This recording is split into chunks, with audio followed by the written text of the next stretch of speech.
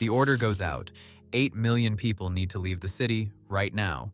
And the first thing that happens is absolutely nothing.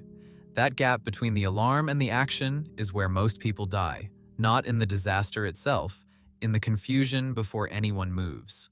So let's walk through it, hour by hour, and find out what a real evacuation of a city like New York, London, or Tokyo actually looks like from the inside.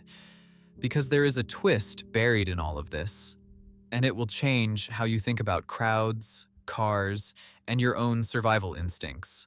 Most people believe an evacuation is an organized river of people flowing calmly out of a city. What it actually looks like is something much messier, much slower, and in some ways far more dangerous than the thing people are running from. Hour zero. The decision gets made. A government official, an emergency director, maybe a mayor, issues the evacuation order. In theory, this triggers a clean cascade of alerts and responses. In practice, it triggers a massive communication problem. Most cities rely on a combination of emergency broadcast systems, cell phone alerts, social media, and television. The cell network, however, was designed for a normal day, not for 8 million people simultaneously searching for the same information while also calling their mother. Networks saturate within minutes. Texts fail to deliver. The alert that was supposed to reach everyone reaches maybe 60% of people clearly. The other 40% hear something fragmented, or nothing at all, or something worse, a rumor.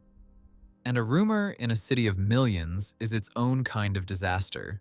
So at hour zero, you already have a fractured population with different information, making completely different decisions, all at the same time. This is why emergency planners have a name for what happens next.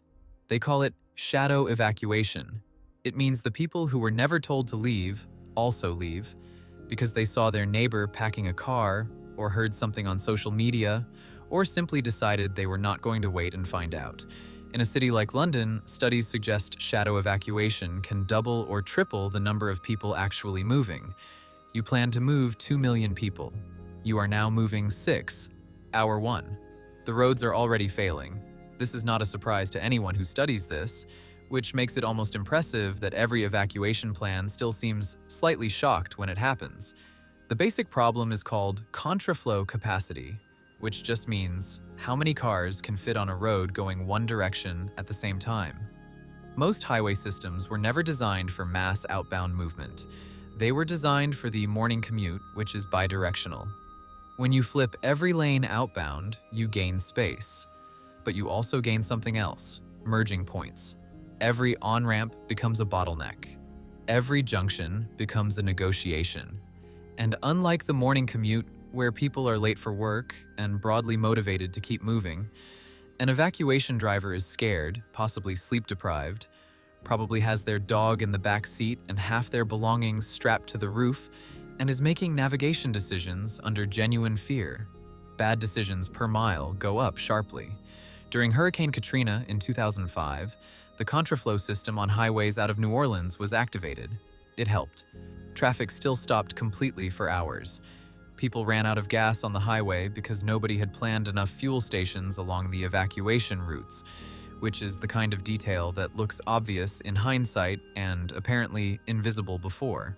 By hour 1 in New York, Tokyo, or London, the highways are moving at the speed of a brisk walk. Maybe slower. The people who left in the first 20 minutes got out clean. Everyone who hesitated is now part of a stationary metal river that stretches for 40 miles. And here is the dark irony. The people most likely to hesitate are the ones with the least information, the least resources, and the least ability to absorb a bad outcome. The people most likely to leave fast are the ones who were already anxious, already packed, and already assumed something terrible was coming. Preparation is mostly a personality trait, which is an uncomfortable sentence, but a statistically supported one. Hour 2. The transit systems are either a lifeline or a chaos multiplier, depending entirely on decisions made in the previous hour. Tokyo is worth focusing on here, because it is one of the few cities in the world that has genuinely modeled this problem seriously. The Tokyo metropolitan area has roughly 37 million people in the greater region. Its rail network moves about 20 million passengers per day under normal conditions. In a real emergency, the rail network becomes the only realistic evacuation tool for the population who cannot or will not drive. But rail is directional. It goes where the tracks go, and it requires the network to keep functioning after the event that triggered the evacuation, which is not guaranteed in an earthquake scenario. In London, the tube network would face a similar problem. Stations built in the 1880s were not designed for full city outbound flow. Platform crowding at major hubs would reach dangerous levels within the first hour of a serious evacuation order. The people managing this face a genuine, impossible math problem. Move people fast, but not so fast that the station itself becomes the hazard. Hour 3. The hospitals have not moved. This is the part that most people do not think about until they are inside it. A city like New York has roughly 70,000 hospital beds. Many of those patients cannot be moved quickly. Some cannot be moved at all. Hospital evacuations run parallel to civilian evacuations, and they are dramatically slower. Ventilator-dependent patients, surgical patients, mid-recovery, neonatal units, these require ambulances, specialized vehicles, extra staff, and receiving hospitals in other cities that were notified in time to prepare beds. If the receiving hospitals were not pre-notified, and in many real scenarios they were not, that pipeline breaks. The critical patients become stationary in a city that is trying to empty.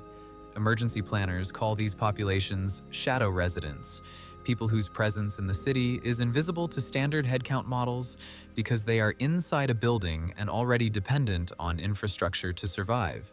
When the infrastructure goes, the clock starts on them first, hour 4 and beyond. The people who have not left yet are now the hardest problem. Research on evacuation behavior consistently shows that the last 15 to 20% of a population to leave are not lazy or irrational. They stayed for specific reasons. They had elderly relatives, they could not move easily, they did not believe the threat was real, they had no vehicle, they had no money for a hotel, they had pets they refused to leave behind. That last one is not a small factor. Studies of Hurricane Rita in 2005 showed that a significant number of people refused to evacuate specifically because they could not bring their animals and official shelters would not accept pets. People chose to stay in a hurricane rather than abandon a dog. That is not weakness. That is how humans actually work. And any evacuation plan that does not account for it is a plan that will fail the people it needs most. So what does this all mean for you?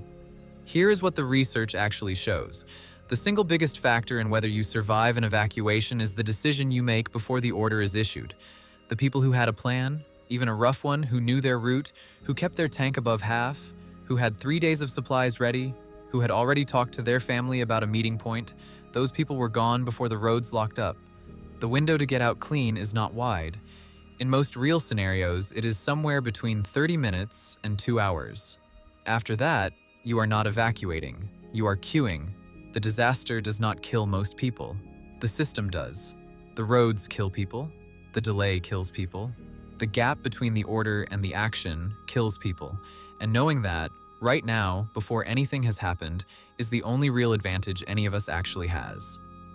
If you liked this video, there is more like this, so follow the channel for the next one.